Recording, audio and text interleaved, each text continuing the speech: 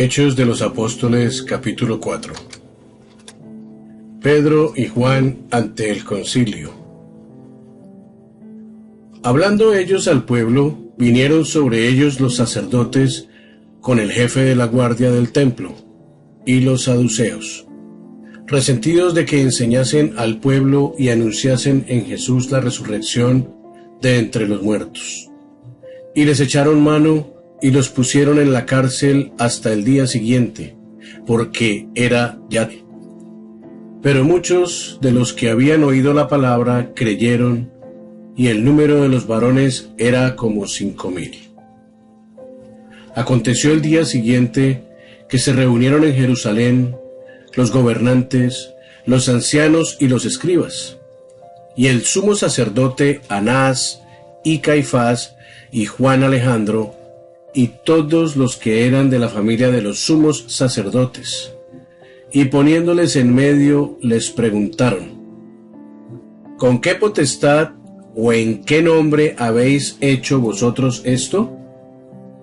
Entonces Pedro, lleno del Espíritu Santo, les dijo: gobernantes del pueblo y ancianos de Israel, puesto que hoy se nos interroga acerca del beneficio hecho a un hombre enfermo, de qué manera éste haya sido sanado, sea notorio a todos vosotros y a todo el pueblo de Israel, que en el nombre de Jesucristo de Nazaret, a quien vosotros crucificasteis y a quien Dios resucitó de los muertos, por él este hombre está en nuestra presencia sano. Este Jesús es la piedra reprobada por vosotros, los edificadores, la cual ha venido a ser cabeza del ángulo.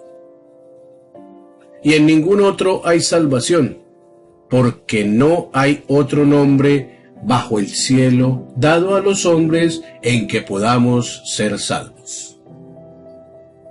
Entonces, viendo el denuedo de Pedro y de Juan, sabiendo que eran hombres sin letras y del vulgo, se maravillaban, y les conocían que habían estado con Jesús.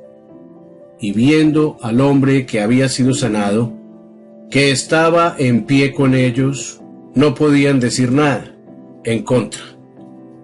Entonces les ordenaron que saliesen del concilio, y conferenciaban entre sí, diciendo: ¿qué haremos con estos hombres? Porque de cierto señal manifiesta ha sido hecha por ellos, notoria a todos los que moran en Jerusalén, y no los podemos negar.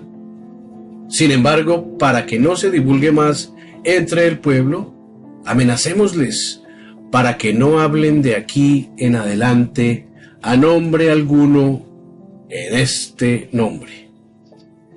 Y llamándolos les intimaron que en ninguna manera hablasen ni enseñasen en nombre de Jesús.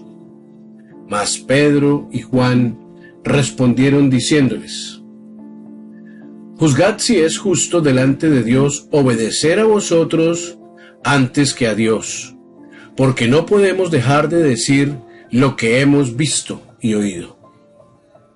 Ellos entonces les amenazaron y les soltaron, no hallando ningún modo de castigarles por causa del pueblo, porque todos glorificaban a Dios por lo que se había hecho, ya que el hombre en quien se había hecho este milagro de sanidad tenía más de 40 años. Y puestos en libertad, vinieron a los suyos y contaron todo lo que los principales sacerdotes y los ancianos les habían hecho. Y ellos, habiendo oído, alzaron unánimes la voz a Dios y dijeron: soberano Señor, tú eres el Dios que hiciste el cielo y la tierra, el mar y todo lo que en ellos hay, que por boca de David tu siervo dijiste: ¿por qué se amotinan las gentes y los pueblos piensan cosas vanas? Se reunieron los reyes de la tierra y los príncipes se juntaron en uno contra el Señor y contra su Cristo, porque verdaderamente se unieron en esta ciudad contra tu Hijo Santo, tu Hijo Jesús, a quien ungiste, Herodes y Poncio Pilatos, con los gentiles y el pueblo de Israel, para hacer cuanto tu mano y tu consejo habían antes determinado que sucediera. Y ahora, Señor, mira sus amenazas, y concede a tus siervos que con todo denuedo hablen tu palabra, mientras extiendes tu mano para que se hagan sanidades y señales y prodigios mediante el nombre de tu Hijo Jesús. Cuando hubieron orado, el lugar en que estaban congregados tembló, y todos fueron llenos del Espíritu Santo, y hablaban con denuedo la palabra de Dios. Y la multitud de los que habían creído era de un corazón y un alma, y ninguno decía ser suyo propio nada de lo que poseía, sino que tenían todas las cosas en común. Y con gran poder los apóstoles daban testimonio de la resurrección del Señor Jesús, y abundante gracia era sobre ellos. Así que no había entre ellos ningún necesitado, porque todos los que poseían heredades o casas las vendían, y traían el precio de lo vendido, y lo ponían a los pies de los apóstoles, y se repartía a cada uno según su necesidad. Entonces José, a quien los apóstoles pusieron por sobrenombre Bernabé, que traducido es Hijo de Consolación, levita de Chipre, como tenía una heredad, la vendió y trajo el precio y lo puso a los pies de los apóstoles. La gloria, la honra y la alabanza sean para nuestro Dios. Qué bonitas todas estas historias, hermosas, y estas lecturas nos llevan a pensar, a meditar, a analizar qué es lo que ha pasado en ese tiempo. Hechos, en el capítulo 4, nos enseña que cuando la verdad de Cristo se proclama sin temor, aunque venga la oposición, la iglesia se sostiene en valentía, unidad y oración. En nosotros también Dios obra poder cuando Él es el centro. Sigamos firmes en la fe, en el amor y en la obediencia.